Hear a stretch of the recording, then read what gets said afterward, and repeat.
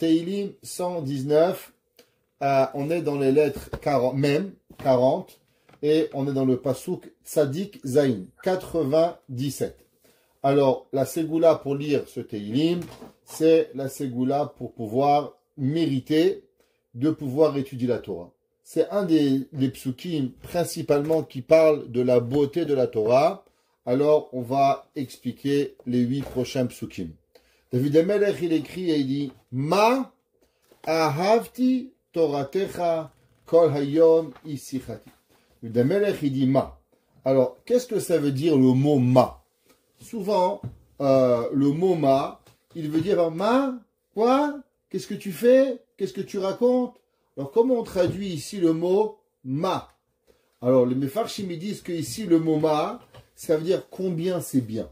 C'est pas Ma en questionnement. Vous dire quoi? Quoi maman? Quoi papa? Non. Ma, à combien elle est belle? Ma ahavti toratecha. À combien j'ai aimé ta Torah? Kol hayom yisichati. Alors, la question, elle est, pourquoi c'est marqué à la fin? Sicha. Sicha, ça peut vouloir dire deux choses. Une parole et une prière. Par exemple, Yitzhak Avinu, c'est marqué Vayetse Yitzhak la suach basade. Généralement, le mot sicha, il est un synonyme de prière. La Gemara dit En sicha et la tefila. Alors, si on va lire le pasuk, Ma ahavti toratecha, combien j'ai aimé ta Torah, kol hayom, toute la journée, hi sichati. Elle est ma prière. Je comprends pas. La Torah est ta prière ou c'est une Torah? La Torah, c'est pas une prière. Alors, déjà, on peut faire une petite allusion à un enseignement de Rabbi Nachman. Vous savez qu'il y a une grande question qui est débattue à peu près au moment de la Chassidoute avec le Gaon de Vilna, avec une question. Qu'est-ce qui est le moyen le plus important pour se rapprocher d'Hachem? Est-ce que le moyen de se rapprocher d'Hachem, parce qu'il ne faut pas oublier, la Torah en elle-même, elle n'a aucun but, la prière, elle n'a aucun but, et le but, c'est la tfila, la prière, c'est des moyens pour se rapprocher d'Akadosh Baruch Hu. Si un homme, il étudie, il devient un monstre, mais qu'il n'étudie pas. La Gemara a dit, un homme qui étudie la Torah, et qu'avec la Torah, il fait de l'orgueil, il devient orgueilleux, ou bien il va embêter les gens, vaut mieux qu'il meure. Ça ne vaut pas la peine qu'il étudie la Torah, Barmenan. La Torah, elle est pour nous élever, avec proche d'Akadosh Baruch Hu. Maintenant, si on devrait choisir, c'est quoi le moyen le plus opportun? La prière ou la tfila? Dans la Gemara et dans nos Chachamim, on va voir une grande différence et une grande divergence d'opinion à propos, est-ce que la tefila, c'est le moyen de se rapprocher d'Hachem, plus que la prière, la Torah, ou bien non? La Torah, elle est plus forte que la tefila. Donnez un exemple, par exemple, juste que ce shiur, il est la refoua shelema complète de Myriam Badrachel, Akadosh Baruchu, Ishlach la refoua shelema, Rana vevarea, Veshasa gidea, En arefanala, betor shea hole amecha Israël. Alors, par exemple, dans la Gemara, on va voir deux pôles. Un, la Gemara a dit que Rabbi Shimon Bar Yochai, qui était le grand maître de la Kabbale, lui, il priait pas. Pourquoi il priait pas? Parce que lui, il était en train d'étudier Torato ou Manuto. Et du fait que la Torah était son travail, il était exempté de prière. Donc ça voudrait dire que la Torah, elle est plus grande que la Tfila. Parce que si la Tfila était plus grande que la Torah, alors automatiquement, Rabbi Shimon Bar Yochai, il n'aurait pas pu s'exempter de la Tefila avec la Torah. De l'autre côté, on voit un autre Mahamar Chazal. La Gemara dit Ulvaï Sheit Palel Adam Kolayom. Espérons qu'un homme, il va prier toute la journée. C'est comme si la Gemara nous disait qu'en vérité, la Tefila, elle est plus grande que la Torah. On va voir un petit peu Avraham, Yitzhak, Yaakov.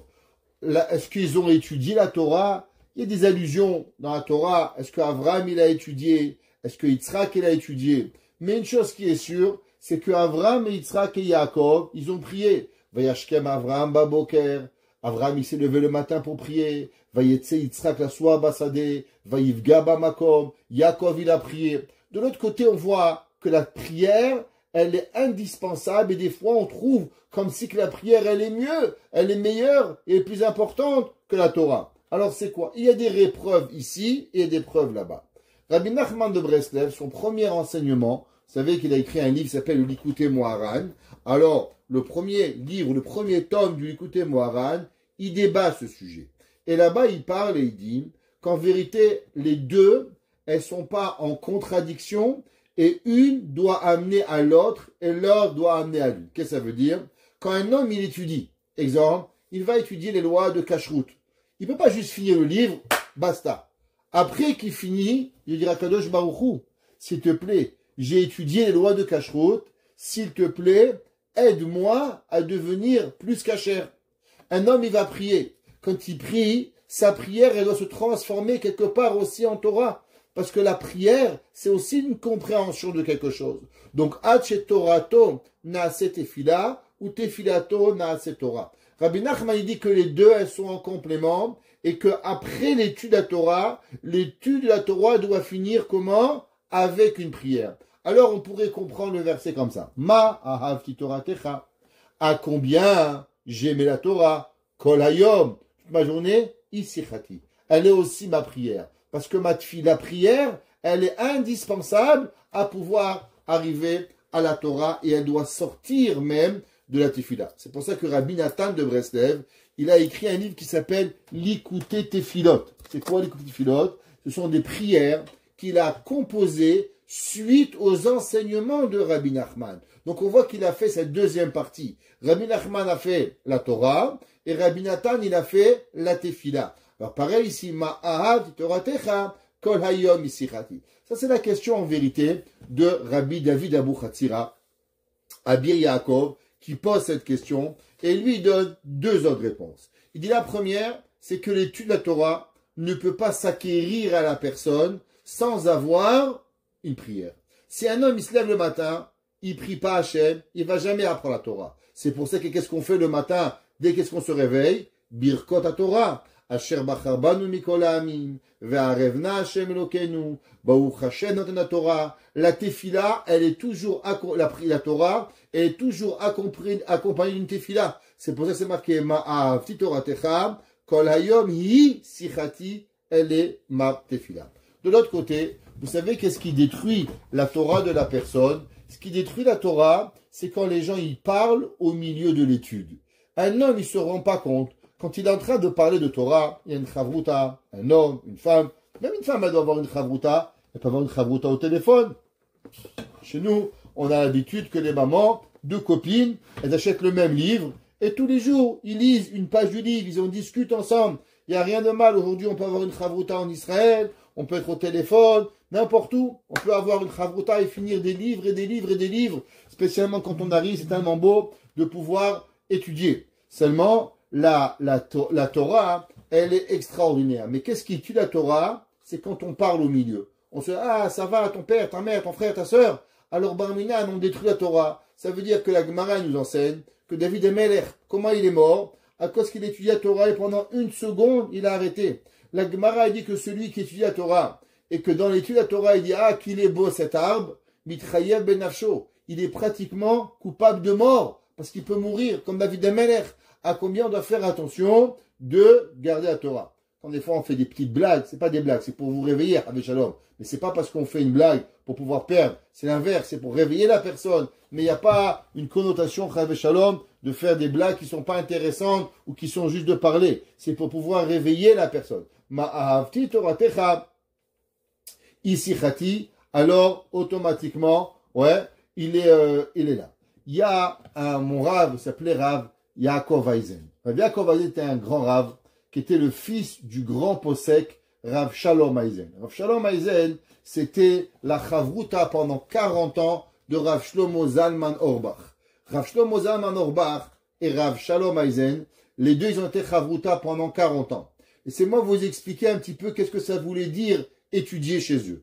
Les deux, un il avait un fils et l'autre il avait une fille. Et ils se sont fiancés, Mazal Tov.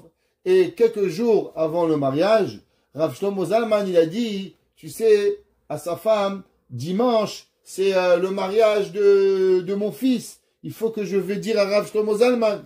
Il dit, mais tu t'es pas rendu compte que c'est le mariage de sa fille? Il dit, quoi? On marie nos enfants le même jour? Il dit, quoi, vous vous êtes pas parlé? Il dit, mais on parle jamais. Il dit, quoi, on parle jamais? Il dit, oui, tous les jours, on se rencontre au coin de la rue, et dès qu'on arrive au coin de la rue, on commence à parler de Torah. On n'a jamais parlé. On n'a jamais parlé un mot, 40 ans, 5 heures par jour, 40 ans, je ne sais pas si vous imaginez. Ils se sont jamais demandé, c'est quel jour le mariage de ton fils? Qu'est-ce que tu fais? Où tu as trouvé l'argent? Jamais. Le même jour, ils ont marié leur enfant, et ils se sont même pas rendus compte à combien la tête a été impressionnée de Torah, remplie de Torah, sans jamais perdre une seconde. Alors le Rav Yaakov Eisen, il disait sur ce verset, Ma'ahav Toratecha kol hayom isichati. Il disait, il raconte un machal que j'ai déjà raconté souvent, mais les Lunishmato, on va le raconter. Il dit, il y avait un jour un khatan, il est parti, il s'est marié, alors on lui a fait des cours de khatan.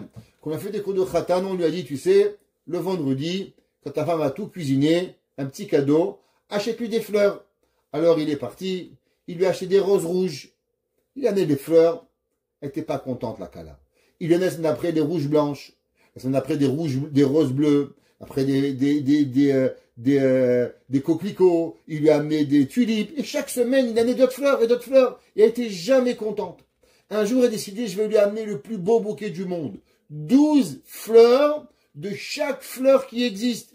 Il a fait un bouquet énorme. Et il arrive à la maison, et il lui amène à la Kala le bouquet de fleurs. Et là, la Kala devient blanc, vert, rouge, violet, toutes les couleurs. Elle ouvre la fenêtre, elle prend le bouquet de fleurs, et elle le balance par la fenêtre. Et là, le khatan, il est comme ça, il comprend rien. Et elle dit, mais t'as pas encore compris que je suis allergique aux fleurs? Dit le Rav Eisen, les gens, ils aiment la Torah.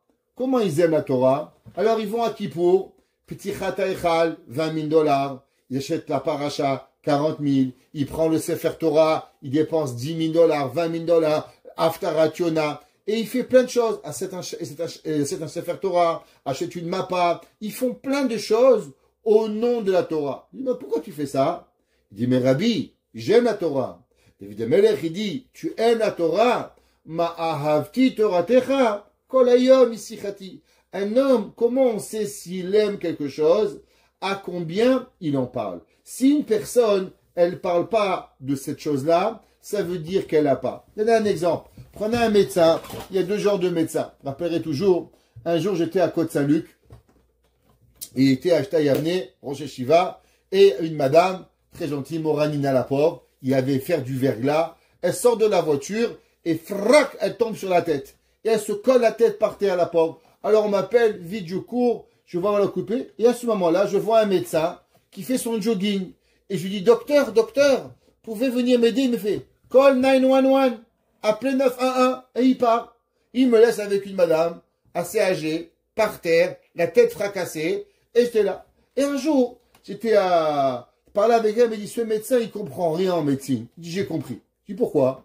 Parce que je lui ai dit, regarde, un homme qui aime quelque chose, quand il a l'opportunité de pouvoir partager, il donne. Regardez, moi j'ai connu des médecins, ils font que parler de médecine, de telle médecine, de telle médecine, de telle chose. Pourquoi? Parce qu'ils ont choisi ce métier par amour. Mon père, il est chouchette. Vous voulez l'exciter? Parler de shrita, de couteaux, de pierres, de vaches, combien tu as tué, combien tu as fait, combien de bédicats, comment il avait l'air le poumon. Il adore. C'est sa vie, sa passion. S'il pourrait amener des vaches à la maison et en parler, il en parlerait. Pourquoi? Parce qu'il est un chouchet de nature. David Amelech, il dit, Mahav Toratecha.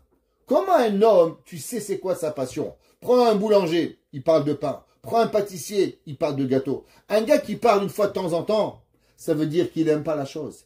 Le gars qui te dit 911, il laisse les gens par terre, c'est qu'il n'a rien compris qu'il est un médecin. David Amelech, il dit, comment on sait si Béhémet, on aime la Torah? Hein? Chacun de nous, moi j'aime la Torah, oui, j'adore le bon Dieu. C'est quand la dernière fois que tu as parlé au bon Dieu? Ah, il y a 14 jours. Ah, il y a 3 semaines. Tu vas parler au bon Dieu. Ma'av ti Toratecha. Tu sais, David Amelech, il dit, quand est-ce que tu vas aimer la Torah? Kol hayom isichati. Prenez par exemple une kala ou un khatan. elle est amoureuse de son khatan, qu'est-ce qu'elle fait du matin au soir? Et David il a dit, Rachel a dit, Yaakov il a dit, Sarah elle a dit, ouais ça va, tu m'as saoulé avec ton khatan takala. Pourquoi? Il aime tellement son khatan, il fait que d'en parler d'elle. Ou la kala aime tellement le khatan dans sa kala, il met sa kala dans tous les côtés de sa tête pour arriver. David Amelech il dit pareil, Ma'ahavti toratecha, kol hayom isichati. La personne, elle doit pouvoir savoir comment elle est et comment parler de Hakadosh Baruch Hu. Plus la personne, elle parle de Torah, et plus la personne, en vérité, elle nous fait montrer que elle est intéressée. Melech il dit, mais oyevai techakemeni mitzvotecha. De mes ennemis, j'ai appris, je me suis rendu intelligent de mes mitzvot.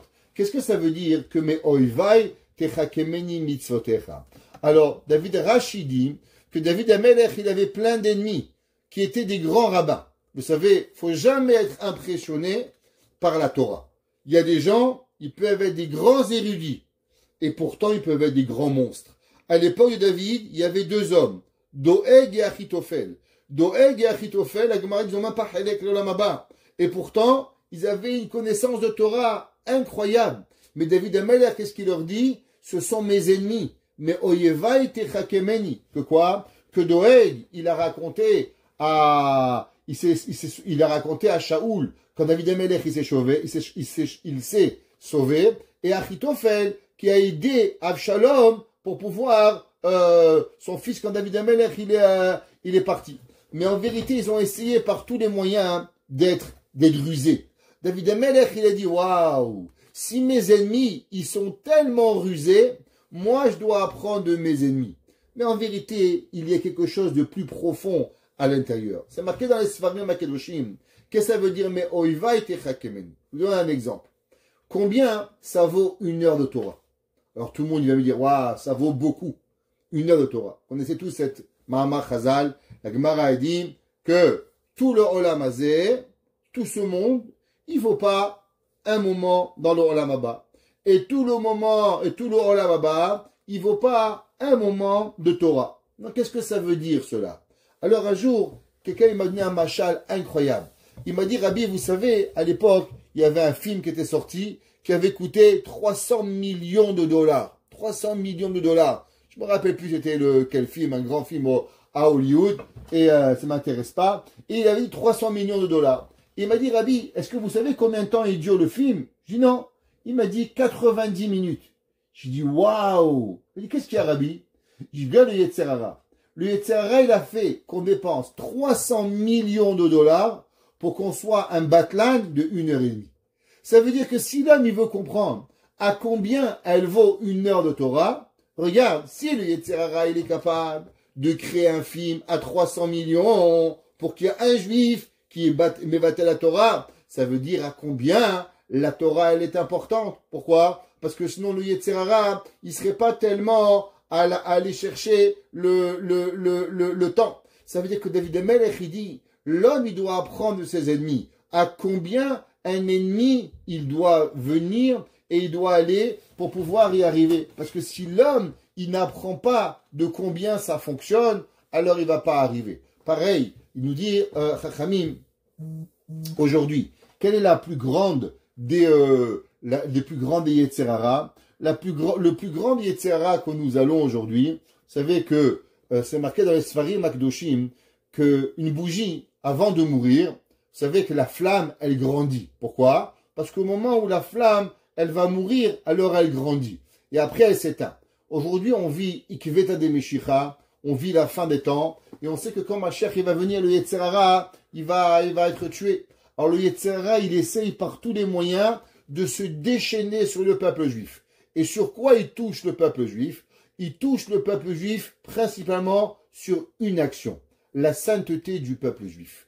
Et par la sainteté, la Kedusha, il essaye d'enlever la Kedusha, il essaye de enlever le mariage familial, enlever toute la vie du peuple juif pour pouvoir pénétrer avec l'impureté pour pouvoir y arriver. Et David Amelech, il dit, regarde, si le Yetzer Hara, il passe son temps à essayer de se battre contre quelque chose, alors automatiquement l'homme, il doit comprendre. Exemple, Un chien, il aboie. Vous allez aboyer contre un chien? Non. Un voisin, il vous parle mal. Vous allez vous fâcher? Non. De qui ça vous fait le plus mal? Plus vous aimez la personne, et plus vous allez avoir mal. Votre mari, vos enfants, votre père, votre mère, les gens qui sont importants pour vous, c'est là qui vont vous faire mal. Pareil le Yetzer Hara. Où le Yetzer Hara, il vient nous chercher, c'est là au moment où on doit comprendre c'est quoi la difficulté. Si on voit que tout le monde est en train de partir à abandonner la sainteté, ça veut dire que qu'est-ce que l'on doit aller chercher? On doit aller chercher la Kedusha. Parce que c'est là-bas que l'on doit aller chercher. David Amelech, il dit que moi, je vais apprendre de mes ennemis. Quoi? Mitzvotecha, kileolamili. Parce que pour moi, la Torah, elles sont avec moi et c'est avec ça que je fais. Mikol melameda iskalti. Qu'est-ce que ça veut dire Mikol melameda iskalti? Il y a deux pirouchim. Le premier pirouche du Ibn Ezra, le Ibn Ezra il dit Mikol melameda iskalti, c'est à propos que David Amelech il dit que de mes élèves, je suis devenu mieux. Ça veut dire que même de mes maîtres, j'ai appris. C'est comme on dit, l'élève il a dépassé le maître. Mikol melameda iskalti. David Amelech il dit j'avais des grands maîtres, mais même de mes maîtres, je suis devenu encore plus grand et encore plus fort en Torah. Maintenant, la deuxième explication qui est rapportée, Rashi la ramène, que ça veut dire Mikol melameda iskalti. Cet enseignement, je ne l'ai jamais compris jusqu'à il y a environ 15 ans. Tout le monde y connaît la Mishnah dans Pirkei Avot, où la Mishnah dit Benzoma Omer, Ezeu Chacham, Alomed Mikol Adam. Qui est l'homme intelligent? Celui qui apprend de tout homme. Le Rabbi Yona, il dit qu'est-ce que ça veut dire Mikol Melameda Iskati? C'est quoi Kol Melameda? De toute personne. Il dit Rabbi Yona, comme quelqu'un qui a perdu quelque chose, il doit demander à tout le monde.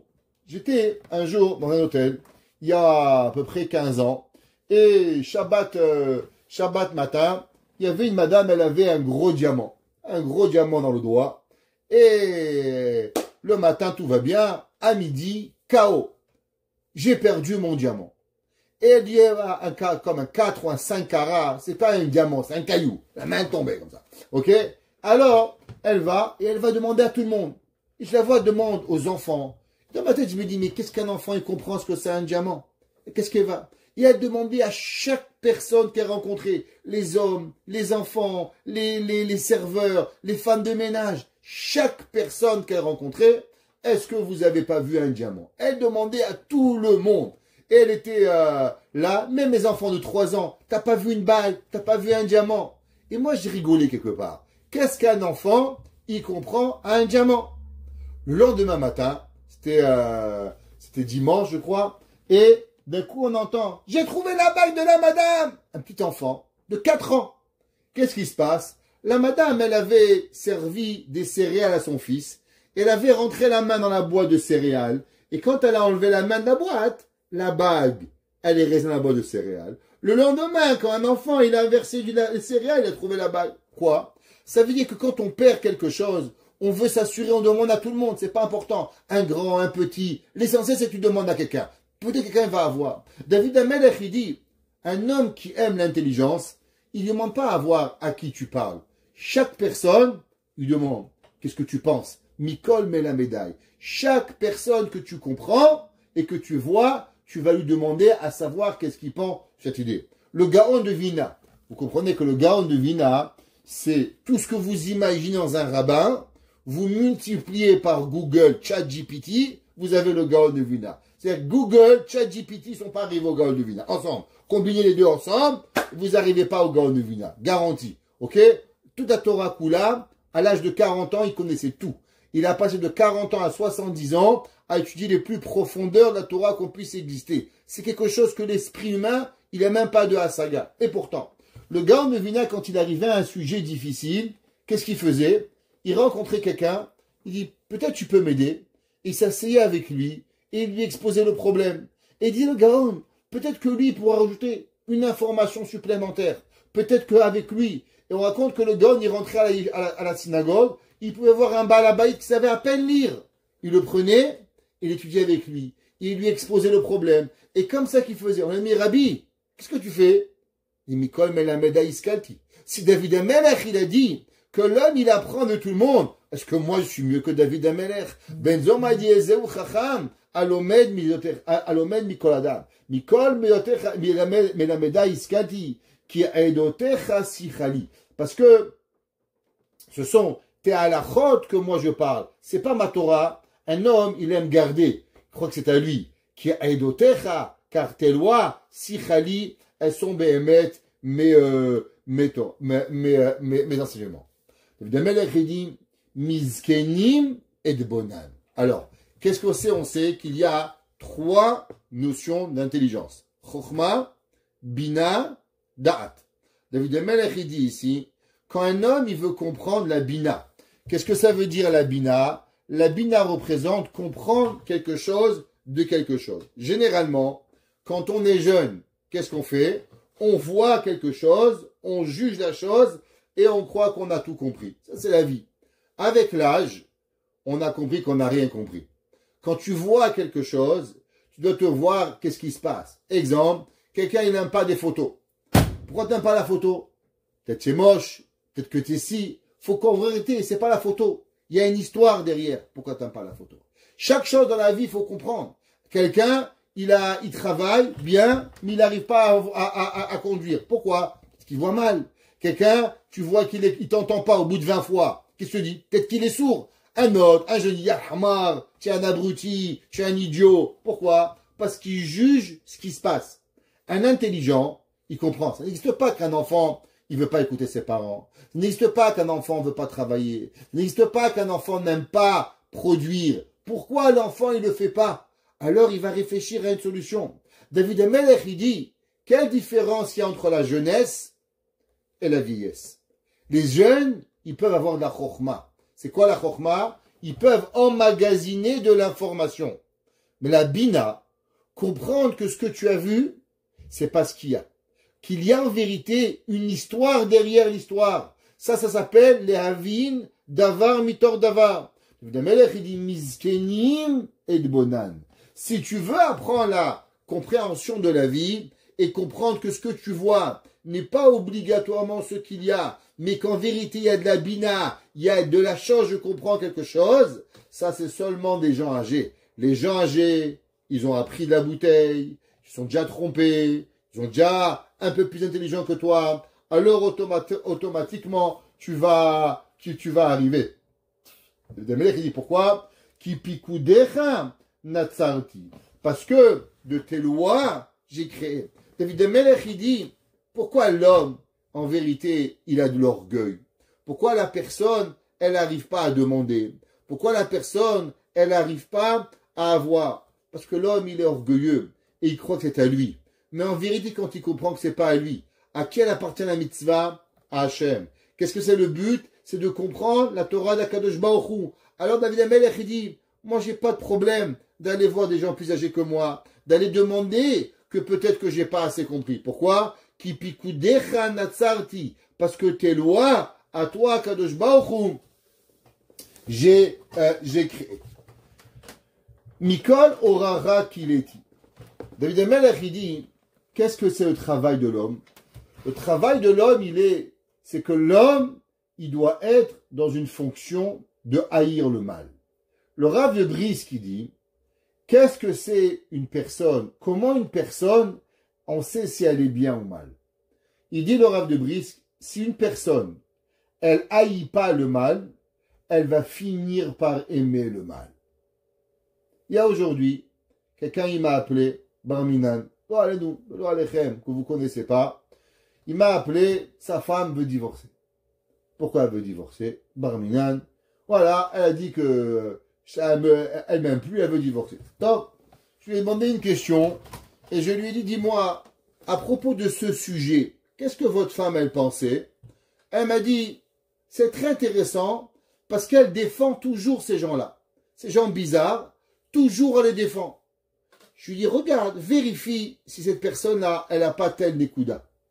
Et en fin de compte, elle a trouvé que Barminan, c'est vrai. Ça veut dire que quoi? Quelqu'un, la Torah, elle donne des interdictions. Exemple, on ne se marie pas avec un homme. On ne se marie pas avec une femme. On ne mange pas cachère.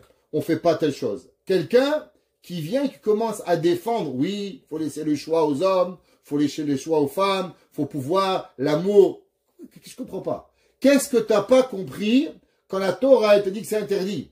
Quelqu'un qui vient commencer à défendre l'indéfendable, qui est contre la halakha, vous savez qu'est-ce que ça veut dire? Ça veut dire qu'il a une netia. Il est quelque chose, il est approché, il est attiré à cela. Imaginez-vous que quelqu'un, il va commencer à défendre les voleurs. Ah, c'est pas grave, qui volent des banques. Un gars qui me défend, qui vole des banques, moi je commence à cacher mon portefeuille. Parce que s'il pense qu'on a le droit de voler les banques, alors mon portefeuille, il est même pas intéressant. Je vais vérifier ma montre et quand même me dire bonjour, je vais compter mes doigts pour m'assurer que je me suis pas fait voler un doigt. Pourquoi? Parce que c'est comme ça. Un homme qui va commencer à dire, ouais, c'est pas grave, on a le droit de transgresser Shabbat, eh ben, je me pose la question s'il va être chômé à Shabbat. Pourquoi? Parce qu'un homme qui comprend ce que c'est le Shabbat, alors jamais il peut accepter qu'on peut transgresser Shabbat. David Amelech, il dit, Mikol orach ra, kili tiraglai. David Amelech, il dit, de tout chemin du mal, je me suis enfermé mes pieds. C'est comme si que David Amelech, il dit, je me suis emprisonné de tout ce que la personne, elle peut avoir du mal. L'homme, il doit pas penser au mal. L'homme, il doit s'éloigner du mal. Il doit pas parler du mal.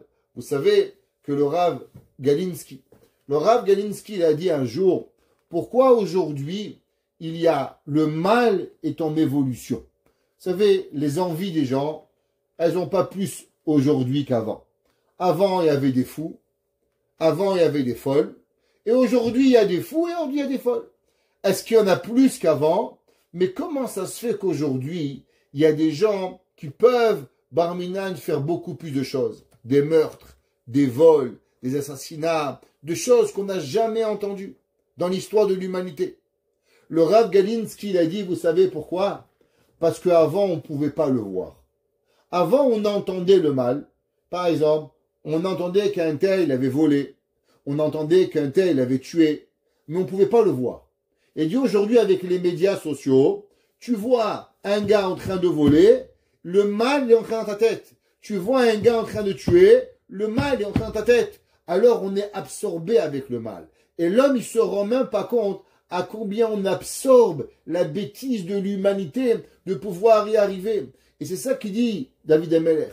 Mikol orach ra. De tout chemin mal, qu'il est tiraglai. J'ai enfermé mes pieds. Je me suis pas laissé. Je vais raconter dans un midrash. C'est marqué dans un midrash qu'il y avait un jour deux copines. Qu'ils étaient ensemble. C'était le jour du 9 de Av. Écoutez bien. Le jour du 9 de Av, l'an 68. Le jour où on a détruit Jérusalem. Vous allez peut-être prendre cette histoire à l'extrême, mais écoutez, qu'est-ce que c'était? Alors, il y a une fille, elle sort de chez elle, et elle voit sa copine. Et elle lui dit, qu'est-ce que tu fais dehors? Et sa copine, elle lui répond, dit le Midrash dans Echarabati. Il dit, depuis que je suis né, je n'ai jamais mis les pieds dehors. Jamais mon nez, il a vu la rue. Parce que je voulais accomplir Kol Kvoda Batmel Erpenima. Si c'est pas que ça faisait une semaine que j'ai pas mangé, je n'aurais jamais mis le pied à l'extérieur. Alors moi, quand j'ai connu cette histoire la première fois, je me dis, mais c'est une culte. C'est quoi ça? Des femmes qui veulent pas sortir, des femmes qui sont enfermées dans une maison. Alors on peut réfléchir comme si c'était un culte. Mais en vérité, c'est quoi? Nous, on vit dans un monde où on croit que la liberté, c'est sortir. On croit que la liberté, c'est de s'amuser. On croit que la liberté, c'est de faire ce qu'on a envie. Parce que la vie, elle nous a appris comme ça. Le monde nous a appris. Mais il y a d'autres personnes qui pensent autrement.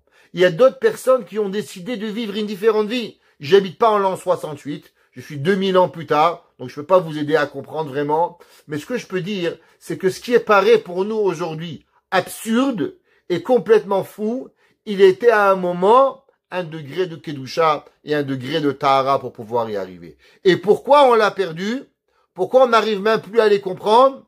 À cause qu'aujourd'hui, le mal, il est chez nous. On n'arrive pas à pouvoir se débarrasser du mal. David Amelech, il dit, Mikol orach ra kiliti. Vous savez, il n'y a pas longtemps, j'ai lu un article dans un magazine.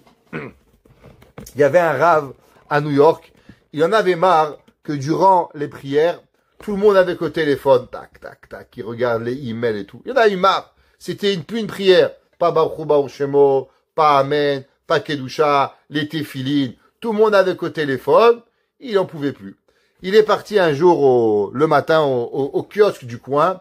Il a acheté des journaux. Il a acheté des magazines. Il a acheté deux sacs pleins.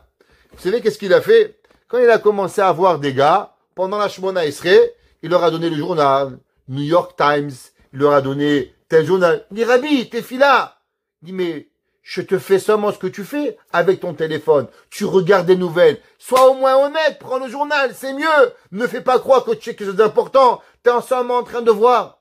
Et il a donné à toute la synagogue des journaux, des magazines, le New York Times. Ils ont dit, Rabbi, pourquoi tu nous prends? Il dit, rien. Rien de plus que ce que vous êtes. Vous prenez le bon Dieu pour une blague. Vous regardez les nouvelles à la synagogue avec un téléphone, mais vous oubliez qu'Akadosh Baruch Hu, il vous voit. Quelle différence si c'est un journal ou c'est un téléphone? Les deux, c'est pas Atfila. Et vous savez qu'est-ce qu'ils ont fait? Ils ont tellement eu honte qu'ils ont fait une loi dans cette synagogue que celui qui rentre avec le téléphone, $100 d'amende. Interdiction. Tellement ils ont eu honte. Demandez pardon. Dans la synagogue, ils auraient frappé le Rav. Là-bas, ils ont été chacham. Ils ont dit, voilà, on prend sur nous. Si on rentre au téléphone à la synagogue, $100 d'amende de pouvoir y arriver. Il n'y a pas longtemps, quelqu'un m'a raconté, dans un kollel, où là-bas, chaque personne qui répond au téléphone, s'il a oublié, $150 d'amende. Avreichim compris, pour leur apprendre la kedusha. David HaMelech, il dit, Mikol orach ra kiliti. Tout chemin du mal, kiliti raglai. J'ai fermé mes pieds. Les ma'an et shmor devarecha. David HaMelech, il dit pourquoi? Il dit parce que la seule et unique façon de garder la Torah, c'est si la personne, il comprend qu'est-ce qui est le bien et qu'est-ce qui est le mal. Quand l'homme, il est mélangé et il sait plus qu'est-ce qui est bien et qu'est-ce qui est mal, alors malheureusement, il est complètement perdu et il peut pas avancer.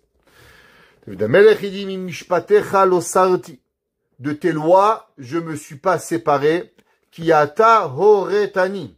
David HaMelech, il dit, qu'est-ce que ça veut dire? Kiata, car toi, horetani, tu m'as enseigné. A priori, il y a une grande question ici. Mimishpatecha lo sarti. Ok. Des lois de Dieu, je me suis pas détourné. Kia Torah horatani. La Torah, elle m'a enseigné. Qu'est-ce que ça veut dire? Kiata horetani. Car toi, Kadosh Baruch Hu, tu me les as enseignés. Qu'est-ce que ça veut dire?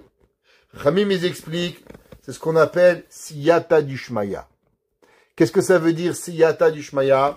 L'aide divine. Notre vie entière, vous savez qu'est-ce qu'on cherche? Avoir de l'aide divine.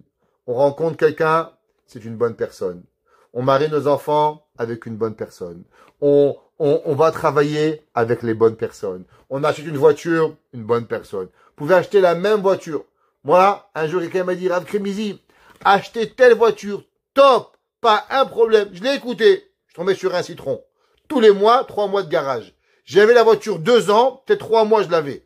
Dans les 21 mois, au garage. 3 mois, on sait pas, elle est cassée, elle va pas. À la fin, j'en ai marre, j'ai dit, prenez la voiture. Ouais. Si à ta dishmaya, des fois, tu as, il a une dishmaya, il tombe une voiture, elle déroule sur des roulettes. L'autre, il achète la même voiture, catastrophe. Tu peux pas avancer.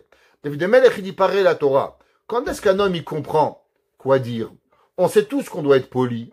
On sait tous qu'on doit être, on ne peut pas voler, qu'on peut pas tuer, qu'on peut pas dire la shonara, qu'on doit faire attention. Tout le monde sait tout.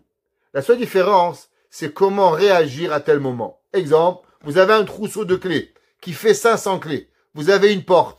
Vous pouvez essayer toutes les clés. Si vous avez de la chance, vous tombez sur la première clé. Vous n'avez pas trop de chance, la 30e. Et si vous n'êtes pas chanceux, la dernière, la 500e. Quelle différence? Les deux, ils vont essayer. Le premier, il a eu Siyata Dishmaya. Qu'est-ce que ça veut dire? Savoir garder et utiliser les kochot que Akadosh Baruch Hu m'a donné pour pouvoir faire telle chose. Là, je dois me taire. Là, je dois parler. Là, je dois réagir. Là, je dois pas réagir. Là, je dois embrasser. Là, je dois reculer. C'est ce que l'homme, il doit faire. Et comment l'homme, il a cette réflexion instantanée à chaque moment de sa vie, ça s'appelle Siyata Dishmaya. David HaMelech, il dit, Comment l'homme, il obtient siyata dishmaya? Mi mishpatecha lo sarti. Un homme qui garde la Torah. Un homme, le blanc c'est blanc, le noir c'est noir, le bien, le bon c'est le bon, le mauvais c'est le mauvais. Il n'y a pas d'excuse. On n'essaye pas d'essayer de voir. Et des gens, ils m'appellent avec des questions, chaque semaine, avec des produits, un plus fou que l'autre. On dirait qu'ils vont à Maxi, IGA, chercher le produit le plus débile qui existe. J'ai jamais vu ça. Le sel violet, et le truc organique de je sais pas quoi, sans Ashgacha. Mais je dis, mais vous pouvez pas acheter comme tout le monde une boîte de tomates, un sel normal. Qu'est-ce que vous allez vous casser la tête pour pouvoir avancer? L'homme, oui, mais vous comprenez, on m'a dit le truc. En vérité, qu'est-ce qui se passe? C'est qu'on essaye toujours de jouer. On veut jouer avec la Torah. On essaye de pousser les limites à la Torah. Celui qui pousse les limites à la Torah, ça peut être permis. Mais il n'aura pas siyata dishmaya. David Amelech, il dit, tu veux avoir l'aide divine, mi mishpatecha lo sarti. La Torah, c'est la Torah. Moutar, assur, on fait pas. Et quand il m'a demandé, Rav, qu'est-ce que vous aurez fait? Pas qu'est-ce que c'est permis ou interdit. Parce que on peut permettre à celui-là. Mais c'est ça la Torah.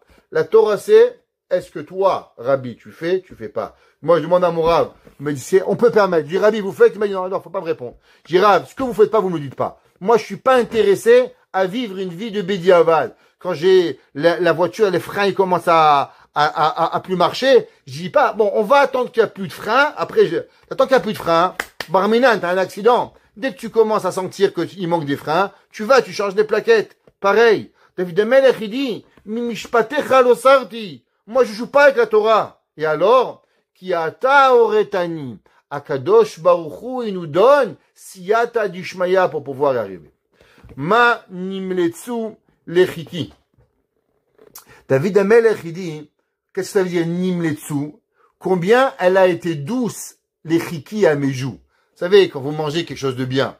Bon, je sais pas, il y a des gens qui aiment pas le vin, par exemple. Mais ceux qui aiment un bon vin, ouais, ils prennent une petite gorgée, ils goûtent le vin. Qu'est-ce que c'est bon? Coca-Cola, tu bois, il y a pas de goût. Bon, c'est sympa, ça désaltère, mais c'est pas bon. Quelqu'un, il mange un bon gâteau. Ah, quelque chose de bon. Il y a du miel dedans. On goûte les saveurs. Il y a de la noix, il y a des amandes. Tu dis, qu'est-ce qu'il y a dedans? Oh, tu goûtes le gâteau doucement, et tu apprécies la saveur. David Amelech, il dit, Manimetsu lechiki. Combien elle est douce à mes joues, imratecha, les paroles d'Akadosh Baruch Hu. Il y a des gens, quand vous leur dites Shabbat, oh non, pas Shabbat, 26 heures. Il arrive maintenant, Beth Hashem, on va voir. Shabbat, dimanche, lundi. 3 jours de fête. Et maintenant, Rabbi, 3 jours sans téléphone, 3 jours sans email, Barminan, comment on va faire? Moi, je dis, Baruch Hashem, on va pas faire une semaine. Sans téléphone, ça sonne pas. Rien, pas de rendez-vous, pas d'email, pas de facture, on n'ouvre pas le courrier.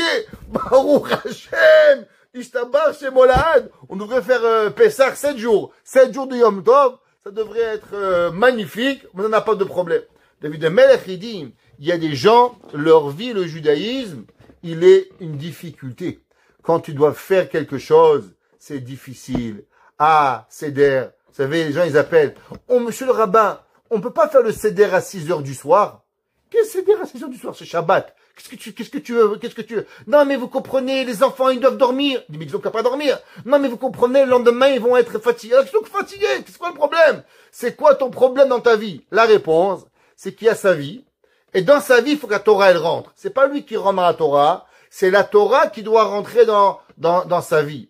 David Amelech, il dit, c'est pas ça la vie. Ma nimletsu lechiki. Combien elles sont douces à mes joues. Imratecha, tes paroles. Midevash les filles. Comme du miel dans ma bouche. Combien les paroles de la Torah, elles sont belles. Combien la Torah, elle est là. Vous savez, David Amelech, il a écrit dans Teilim Yutet. Anechemadim mizahav ou mipazrav ou metukim midevash venofet soufim. Que la Torah, elle est aussi belle elle est plus belle que l'or, que l'argent, que les pierres précieuses, et elle est douce comme le miel venofet soufim. Comme l'homme, à combien la Torah, elle va t'intéresser. Vous savez, une fois j'ai vu dans une synagogue un petit pancarte magnifique qui disait, si tu viens à la synagogue pour parler, alors où tu vas aller pour pouvoir prier? C'est quelque chose de tellement vrai et tellement magnifique à dire. L'homme, il doit réfléchir. qu'est-ce que l'on veut? Il arrive Pessah, il arrive Kippour, il arrive Sukkot. C'est vrai. Vous savez, il y a des gens, ils se tuent au travail. Ils vont nettoyer la maison.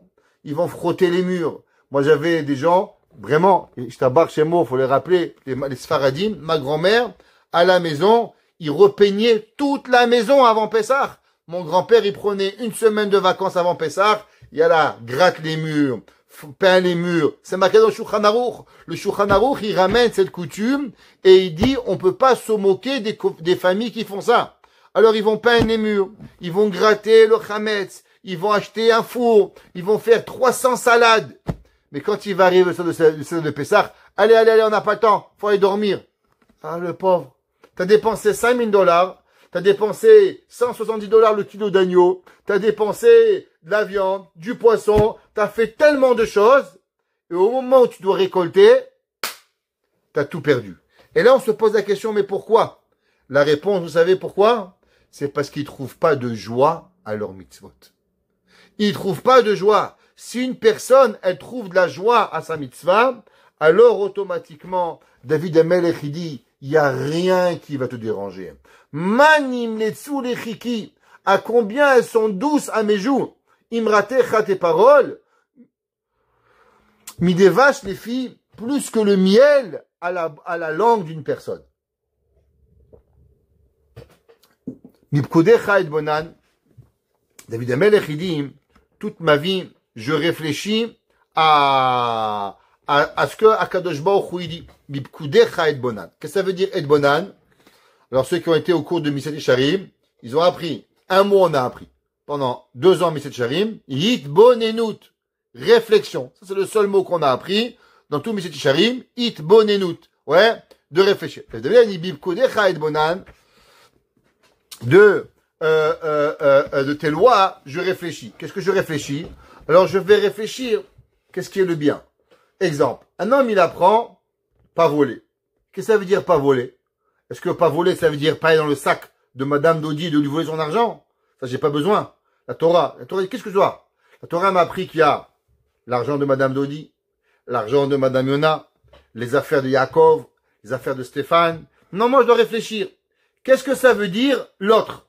La Torah, elle m'apprend. Un jour, on a demandé, vous savez, au Rav Moshe Feinstein. Vous savez que généralement, quand on apprend la Gemara, la première Gemara qu'on apprend aux enfants, c'est la Gemara Elou Metziot. De quoi ça parle? Ça parle de quelqu'un qui trouve quelque chose. Qu'est-ce qu'il doit publier? Qu'est-ce qu'il doit rendre? Qu'est-ce qu'il doit garder? Alors, on a demandé un jour à Rav Moshe Feinstein, Rabbi, pourquoi on apprend à un enfant cette Gemara? Il y a des Gemara beaucoup plus d'actualité. Exemple, Gemara Brachot, Gemara Betza, Gemara Souka, qui parlent d'actualité. Parce que vous avez souvent trouvé, vous, des affaires dans la rue avec le nom qu'il faut faire à Shabbat Aveda une fois dans votre vie. Et pourtant, on commence aux enfants à leur parler, t'as trouvé ci, t'as trouvé de l'argent, Marot Mefuzarot, Kikarot Senachtom, ouais, Igoulé Devela. Pas tellement d'actualité. Il a dit à Moshe Feinstein, erreur. Tu sais qu'est-ce que c'est un enfant? Un enfant, c'est quelqu'un qui pense que tout est à lui. Un enfant, il est petit, il est là, et il pleure. Dès qu'il pleure, sa mère, elle le prend. Il a faim, il pleure. Il est sale, il pleure. Toute sa vie, un enfant, il réfléchit, tout m'appartient. Mon père m'appartient, ma mère m'appartient, mes frères m'appartiennent, le monde m'appartient. La preuve, je pleure, tout le monde vient chez moi. Je pleure trop, mon père il quitte son travail, il m'amène chez le docteur. Je fais une crise, j'ai ce que je veux. Ça c'est la vie d'un enfant. Un enfant il croit que tout est à lui. Quand il grandit, qu'est-ce qu'il fait? Tout ce qu'il trouve dans la bouche. Tout est à moi. Un enfant, faire attention. Un enfant, il sait que prendre. Prendre. Il a dit à Moshe Feinstein, comment on apprend à un enfant qui n'est pas le centre du monde? Quand on lui apprend la mitzvah de Hashavat Aveda. Il dit, pourquoi on commence à apprendre la Gemara de Elou Metziot? Un enfant, il a 10 ans, il ouvre les yeux. Il faut qu'il commence à réfléchir maintenant. Mon fils, t'es pas le centre du monde. Pas tout ce que tu trouves est à toi. Il y a des choses que tu peux garder, des choses que tu dois rendre, des choses que tu dois publier. Tu as une responsabilité sociale envers le monde. Il dit Rav Moshe, quand on étudie Gemara et Metziot, on n'est pas en train d'étudier une Gemara et que tu as trouvé une vache, tu n'as pas trouvé une vache. Il y a quelque chose de beaucoup plus grand. À travers cela, on éduque l'enfant à comprendre le bien et le mal. Quand quelqu'un, il apprend ce que Shabbat, il est, la Torah demande 25 heures, tu fais rien. Pourquoi? Ça veut dire qu'en vérité, la plus grande bracha, c'est pas d'être dans TDAH, pas avoir un trouble d'attention avec hyperactivité, bouger. L'homme, il doit savoir s'asseoir. L'homme, il doit savoir parler avec ses enfants. Un jour, ma femme, elle a été dans une réunion, une journée pas logique. Vous connaissez les journées pas logiques? C'est quand vous gardez les enfants à la maison, vous savez pas pourquoi. Ok? Alors, on appelle ça les journées pédagogiques, ou les journées pas logiques. Alors, grand professeur, et qui a dit une chose. Vous voulez savoir ce qui se passe avec vos enfants, mangez un repas par semaine avec vos enfants. Si vous avez un repas par semaine avec vos enfants, vous pouvez découvrir tout ce qui ne va pas. Ma femme m'a dit, mais Hamar, celui-là, chez nous, il y a vendredi soir, il y a Shabbat, il y a Sukkot, Pessah, Shavuot, Baruch Hashem. Qui c'est qui mange pas avec nos enfants? On a besoin de ça. La Torah, elle nous a déjà prévu tout cela. Vigata libincha. Un père, il doit parler à ses enfants. Arba banim. La Torah, qu'est-ce qu'elle veut chez nous? Pourquoi la Torah nous parle keneged arba banim dibra Torah? Pourquoi la Torah parle echad chacham, echad rasha, echad tam, echad shudai lishol? Parce que si la Torah n'avait pas parlé, un homme qui avait un enfant rachat, il se suicide. J'ai raté ma vie. Tu dis non, t'inquiète pas. C'est normal d'avoir une difficulté avec un enfant. Un enfant, il est un enfant bête. Mskin, qu'est-ce qu'il a à faire? T'inquiète pas. Même sa Torah a trouvé, echatam. T'as un enfant, il sait rien. Echad shudai lishol. De la Torah, qu'est-ce qu'on apprend? C'est pas seulement le permis ou l'interdit. De la Torah, on apprend toute la vie. Comment la vie, on doit la vivre. Est-ce qu'on vit dans une vie de mensonge ou une vie de réalité pour pouvoir y arriver? Vous savez, en vérité, il y a quelque chose qu'aujourd'hui on a perdu. C'est quoi ce qu'on a perdu? Une des seules façons de pouvoir grandir, il dit Rabbi Nachman de Breslev, c'est quand la personne elle a des vrais amis pour parler de ses vrais problèmes. En vérité, la personne elle devrait avoir 2-3 amis où on peut exposer nos problèmes. On parle, voilà ma difficulté, voilà qu'est-ce que j'ai dans ma vodat Hashem, avec mes enfants, avec mon mari, avec ma femme, et on en est des etzot. Le problème, c'est qu'aujourd'hui, le monde nous a tellement jugés qu'on préfère rien dire, se taire, souffrir le martyre, mais au moins en parler bien. Faire le mensonge. D'essayer de couvrir qu'est-ce qu'on a. D'avoir perdu même le minimum que l'on a à avoir, d'avoir une vie qui est correcte. Pourquoi? Parce que si l'homme, il a le malheur de pouvoir parler et de pouvoir arriver, alors, Be'emet, Have Shalom, l'homme, il peut être totalement, tout perdre. De Merimikol, mais la médaille iskalti. Qu'est-ce que ça veut dire? Que de toute personne, je dois apprendre. Avoir le bien, avoir le mal. C'est pour ça que David Amelech, il dit, Mipkudecha et bonan. De tes lois, j'ai réfléchi. Alken, c'est pour cela, ça n'est kolorar shaker. L'homme, il doit pas haïr le mal parce que Dieu lui a demandé. L'homme, il doit pas aimer la Torah parce que la Torah t'a dit. L'homme, il doit haïr le mal parce qu'il a compris le mal. L'homme, il peut pas dire, moi, j'arrête de voler, je vole pas parce que je vais pas aller en prison. C'est que t'as rien compris. Une personne qui a compris qu'est-ce que ça veut dire autrui, que Akadosh Baruch Hu te donne à toi, Akadosh Baruch Hu donne à moi, Akadosh Baruch Hu donne à l'autre, il y a moi, il y a toi dans la vie, alors automatiquement on arrive à une conclusion. David Amelech, il dit comment l'homme il arrive à cela, Mibkudecha et bonan, quand tu réfléchis sur la Torah, Alken saneti, c'est pour ça que je commence à haïr Kol Orar Shaker, tous les chemins mensongers de la Torah, je dois avancer. Le Rav Edelstein revient un peu sur le pasouk au début de Ma'ahat Toratecha Kol Hayom Isichati. Dit le Rav Edelstein, qu'est-ce que ça veut dire combien j'ai aimé la Torah et combien toute ta Torah, la journée j'en ai parlé. Il dit, beaucoup de gens, ils vont étudier la Torah. Ils vont faire beaucoup de choses. Mais une chose, j'oublie, c'est que quand on arrive à la Torah est tellement grande, la Torah est tellement belle, la Torah est tellement vague. Chacun de nous, on a une netia. Chacun de nous, on a quelque chose à la Torah. Un, il aime le moussar. Un, il aime la halakha. Un, il aime comme si, où aller, quoi aller. Il y a des halakhot pour ça. Et beaucoup de fois, malheureusement, qu'est-ce qu'on doit faire? Je vous donne un exemple. Il y avait un jour, le Rav Eliashiv. Le Rav Eliashiv, on lui a demandé la question, est-ce qu'il avait vu déjà le Chafetz Chaim? Alors, ça va être choquant ce que je vais vous raconter, mais c'est marqué dans la vie du Rav Eliashiv. Le Rav Eliashiv, il a dit, j'ai pas vu le Chafetz Chaim. Il a dit pourquoi? Il dit parce que un jour le Chafetz Chaim, il passait dans ma ville, et toute la ville, ils sont allés à la gare du train pour voir le Chafetz Chaim. Mais maintenant, moi, j'avais un cours de Torah Kavua, à cette heure-là. Et je me suis posé la question, est-ce que j'ai le droit d'annuler le cours de Torah Kavua pour aller voir le Chafetz Chaim? Alors, je demandais à mon Rav. Et mon Rav, il m'a dit que la Torah Kavua, elle est plus importante que de voir le Chafetz Chaim. Alors, je suis pas parti. Imaginez-vous, il n'a pas vu le Chafetz Chaim. Il y a des gens, ils ont un cours de Torah, mardi, mercredi, lundi. D'un coup, il vient quelqu'un, un speaker. Est-ce qu'on a le droit d'aller? Il y a de l'halakha pour ça. Pourquoi? Parce que la Torah te dit, tu as un shiur kavua. Tu as, faire attention, on a un mariage. Est-ce qu'on a le droit d'annuler comme ça? Si moi j'annulerais chaque fois mercredi soir pour les mariages, on n'aurait jamais cours.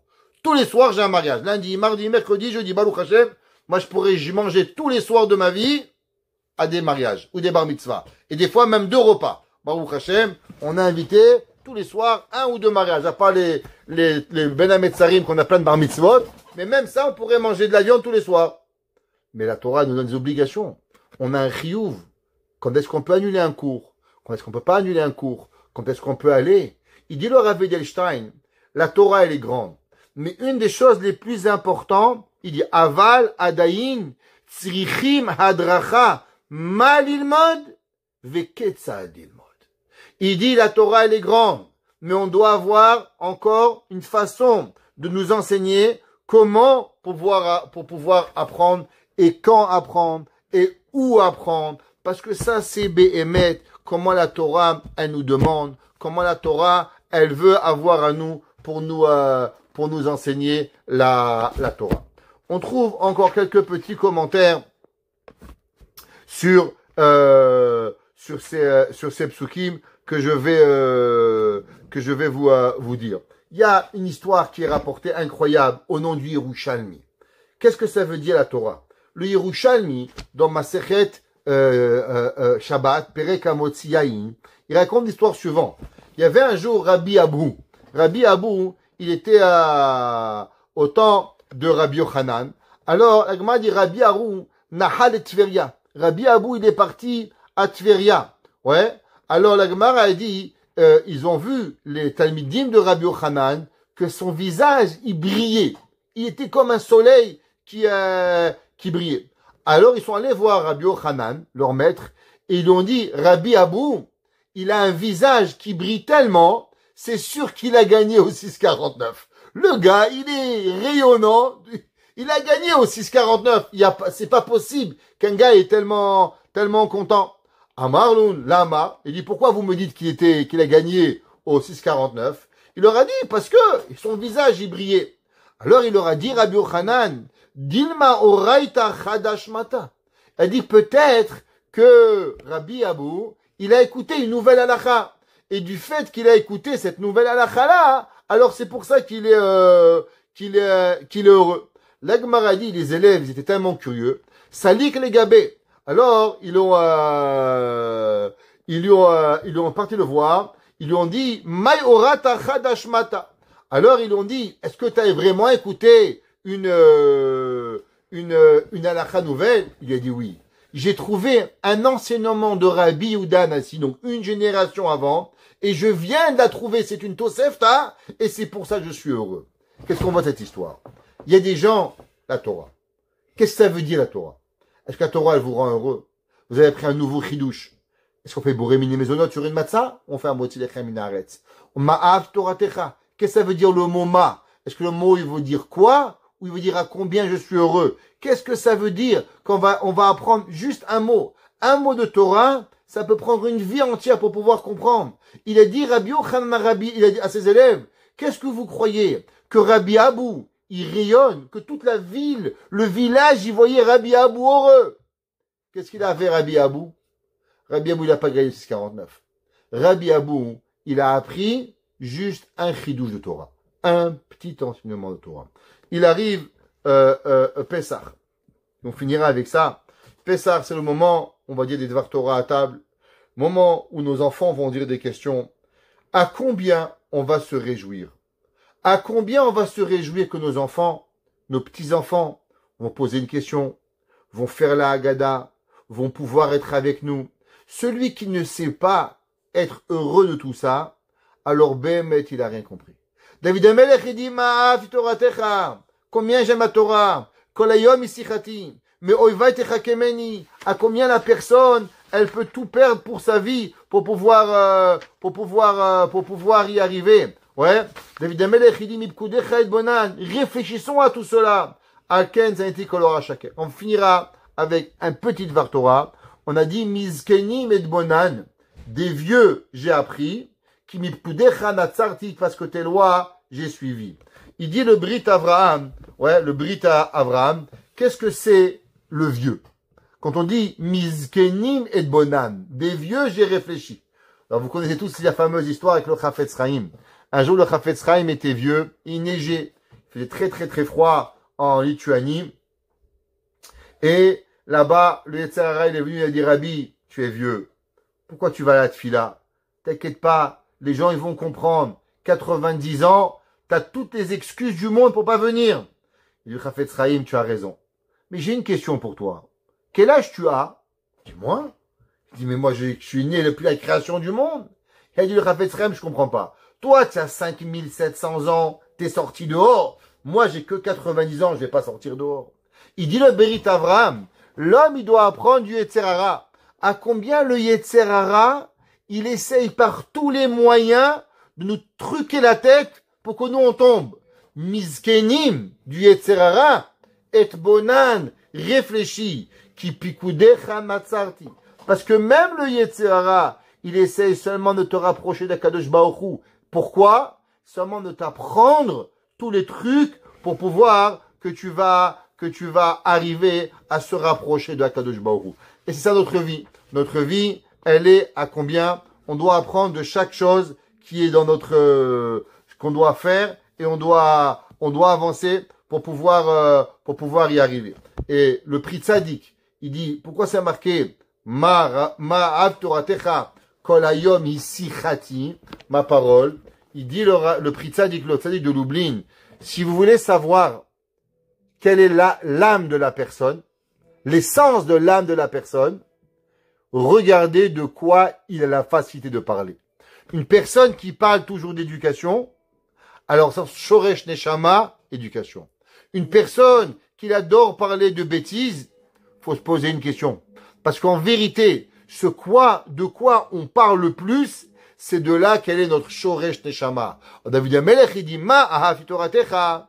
Tu veux savoir combien j'ai ma Torah? Kolayom istichati. Du fait que je parlais toujours, ça veut dire que ma source de ma Torah, mon âme, et la plus profonde de ma âme, elle est kshura à Torah. Baruch Hana Leolam. Amen ve amen.